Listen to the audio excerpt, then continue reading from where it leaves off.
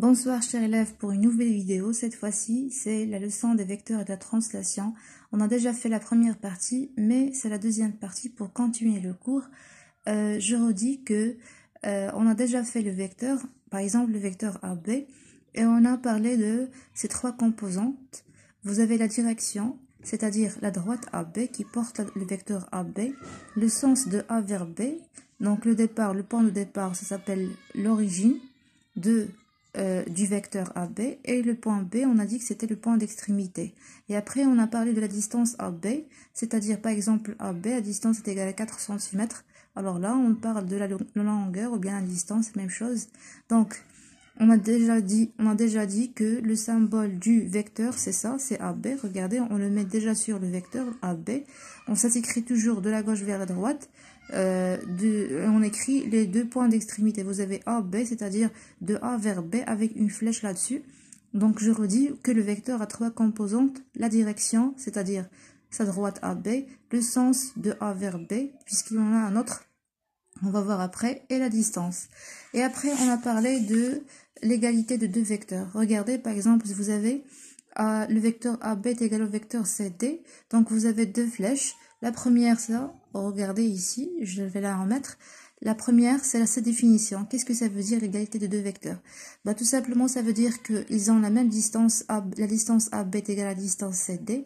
Deuxièmement, que la droite AB de même direction, c'est-à-dire que la direction AB, bien la droite AB est parallèle à la deuxième droite CD.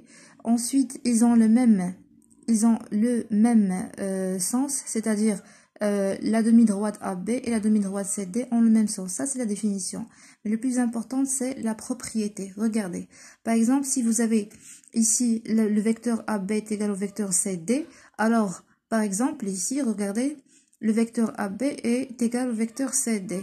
Donc, il vérifie les trois éléments qu'on a dit dans la définition. Mais il s'agit de dire la propriété maintenant, c'est que le parallèle ou bien le quadrilatère obtenu ABDC, regardez le quadrilatère ABDC, est un parallélogramme. Donc, je redis, en ce qui concerne la partie précédente, qui part de l'égalité de les deux vecteurs, vous avez le vecteur AB est égal au vecteur CD. Cela veut dire que ça vérifie trois points nécessaires. Ils ont la même distance, ils ont la même direction, ils ont le même sens. Mais lorsqu'il s'agit de la propriété, lorsqu'on dit AB est égal à CD, cela veut dire que le quadrilatère obtenu est un parallélogramme. Et vice-versa, regardez, si vous avez un quadrilatère qui est parallélogramme, on peut en déduire d'autres égalités. Par exemple, vous avez le vecteur, regardez, le vecteur BD, par exemple, ici, regardez, le vecteur BD est égal au vecteur AC. Le vecteur BD est égal au vecteur AC. Donc, si j'ai un parallélogramme, je peux en déduire des égalités. Par exemple, le vecteur DC maintenant est égal au vecteur BA. Ou bien, le vecteur CA est égal au vecteur DB. Donc, vous avez quatre égalités qu'on va voir par la suite. Mais on va continuer d'abord le cours. Regardez, je passe faire le vecteur nul. Qu'est-ce que ça veut dire le vecteur nul? Tout simplement, le bipoint AA détermine le vecteur nul. Regardez. Je vais essayer de régler l'image. Le bipoint AA détermine le vecteur nul et on note le vecteur AA. Le vecteur AA est égal au vecteur nul. Regardez, le symbole utilisé, c'est un 0 avec une flèche et ça se lit le vecteur nul. Ça, c'est le vecteur nul. Alors, le vecteur nul n'a pas de direction, n'a pas de sens et sa distance est égale à 0. Alors, je vais prendre un exemple. Par exemple, regardez ici, vous avez le vecteur AA. Le vecteur AA est égal au vecteur nul, c'est-à-dire le point de départ c'est A et le point d'arrivée c'est A aussi, donc c'est le point A. On ne dit pas le vecteur A est égal à 0, non, on dit le vecteur nul, ça représente le point A. De même pour le vecteur BB, donc lorsque toujours vous avez une répétition du point, ça s'appelle le bipoint. BB, le vecteur BB, c'est égal aussi au vecteur nul, est représenté par le point B. De même, le vecteur CC est égal aussi au vecteur nul, c'est représenté par le point C. Donc, il n'y a pas de distance, la distance est égale à 0. Il n'y a pas de direction, il n'y a pas de droite. Donc, c'est seulement un point unique. Je continue, je passe à la troisième partie, c'est la somme de deux vecteurs. Donc dans cette partie, il y a deux sommes différentes. Alors, je commence par la définition. La somme de deux vecteurs AB et AD et le vecteur AC, tel que ABCD est un parallélogramme. Et on note le vecteur AD, regardez ici, puis le vecteur AB est égal au vecteur AC. Alors il faut dire que c'est la somme de deux vecteurs, mais ces deux vecteurs ont en commun le point d'origine, c'est-à-dire le vecteur AD commence par le point A et de même le vecteur AB commence par le point A. Donc c'est la somme de deux vecteurs, mais ce n'est pas n'importe quel vecteur. Ils ont un point commun qui est le point d'origine pour les deux de départ. Le départ du vecteur AD c'est A, le vecteur du point AB c'est A. De même, le résultat de la somme de deux vecteurs est égal à un vecteur, mais qui commence pour lui aussi par le point A. Donc on dit que c'est la somme de deux vecteurs qui ont le même point d'origine A, et de même pour le résultat, le vecteur aussi AC a le même point d'origine A. Alors comment on va expliquer ça sous forme de figure? Regardez, si je prends par exemple, voilà le point A, voilà le vecteur AB. Donc je rajoute une flèche pour déterminer le vecteur, je mets le symbole du vecteur, ça c'est le vecteur AB. Ensuite, vous avez le vecteur AD. Donc, où est le vecteur? Il doit avoir une flèche pour le point D. Je rajoute AD. Voilà, le symbole. Alors, comment tracer maintenant la somme?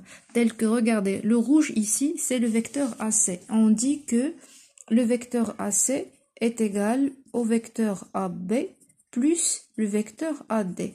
On dit c'est la somme de deux vecteurs avec le même point d'origine. Donc, on obtient aussi un vecteur qui a le même point d'origine. Ça commence par A et par A aussi. Donc, comment on a fait pour tracer? À l'aide de la technique du dessin du parallélogramme. Alors, en fait, ce que j'ai obtenu ici, c'est un parallélogramme. Regardez le quadrilatère. Vous avez A, vous avez B, vous avez C, vous avez D. Alors, si je termine mon quadrilatère, je vais obtenir un parallélogramme. Donc, à l'aide de la règle, en fait, ça, c'est un parallélogramme A, B, C, D. Une flèche, c'est une propriété, je mets une flèche que le quadrilatère obtenu, ça s'appelle A, B, C, D, est un parallélogramme. Voilà. Donc, cette flèche, ça veut dire que c'est une propriété, en fait. Si vous avez la somme de deux vecteurs avec le même point d'origine, vous obtenez la somme, c'est un vecteur AC qui représente, en fait, la diagonale du parallélogramme ABCD, la diagonale du quadrilatère qui est en fait un parallélogramme. Donc si on peut faire la propriété réciproque, si vous avez ABCD est un parallélogramme, vice versa, la somme AC, le vecteur AC est égal au vecteur AB plus le vecteur AD, tel que AC est la diagonale de ce parallélogramme. Je continue à faire un autre type de somme de deux vecteurs, ça s'appelle la relation de Chasles. Bon, Chasles, c'est un scientifique, physicien et mathématicien à la fois. Alors, il a marqué la relation, c'est une très très importante relation au niveau des vecteurs. Vous allez travailler avec l'année prochaine et durant toutes les années qui suivent jusqu'au baccalauréat. Voilà, vous avez la propriété suivante, soit les points A, B et C. Alors, encore une fois, la somme de deux vecteurs, mais cette fois-ci, regardez. Vous avez le vecteur AB plus le vecteur BC qui est égal au vecteur AC. Alors, c'est pas comme la dernière fois, mais ici, c'est la répétition du même point au milieu de l'addition. Regardez, le point d'arrivée du premier vecteur est lui-même le point de départ du deuxième vecteur. Donc, je redis, vous avez le vecteur AB plus le vecteur BC. Alors, cette fois-ci, si vous avez cette répétition-là, on peut simplifier par B et j'obtiens seulement AC, c'est-à-dire le point de départ, l'origine du premier point et le dernier point. le premier point et le dernier point. Et je simplifie par B parce qu'il est ici répété et j'obtiens le vecteur AC. Ça s'appelle la relation de Chasles. Cette relation s'appelle la relation de Chasles, on vient de l'écrire. Ça s'écrit Chasles, mais ça s'écrit Chasles en fait. Ça se lit Chasles en fait. Donc, je prends une petite figure pour bien expliquer cette relation. Vous avez par exemple le vecteur AB. Voilà le vecteur AB, la flèche et le symbole.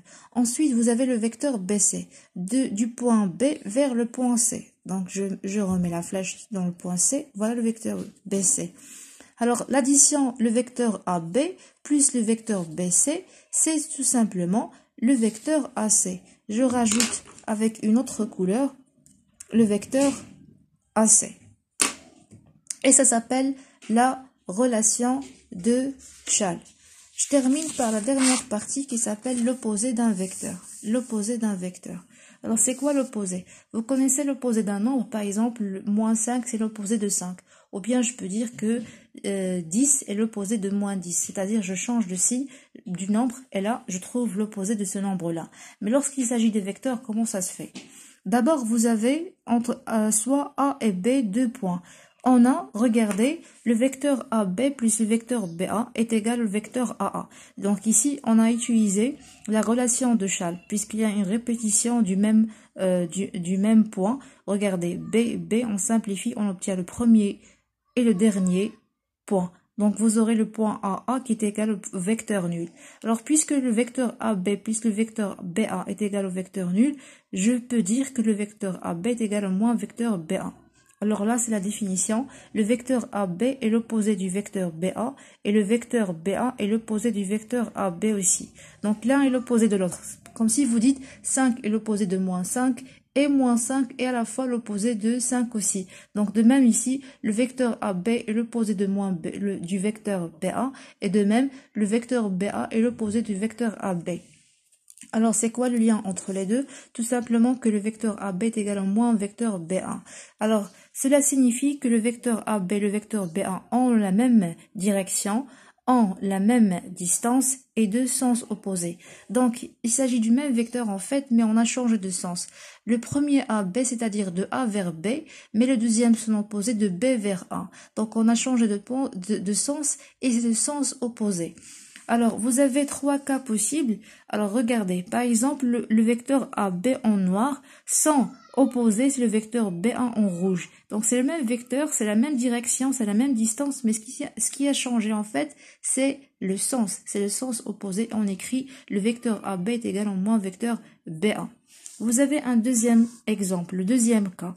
Vous avez les 4 points qui sont alignés à la fois. Le vecteur AB dans le sens de A vers B, et le vecteur Mn en rouge. On dit que AB est égal à moins vecteur Mn. Regardez le vecteur Mn et le vecteur AB.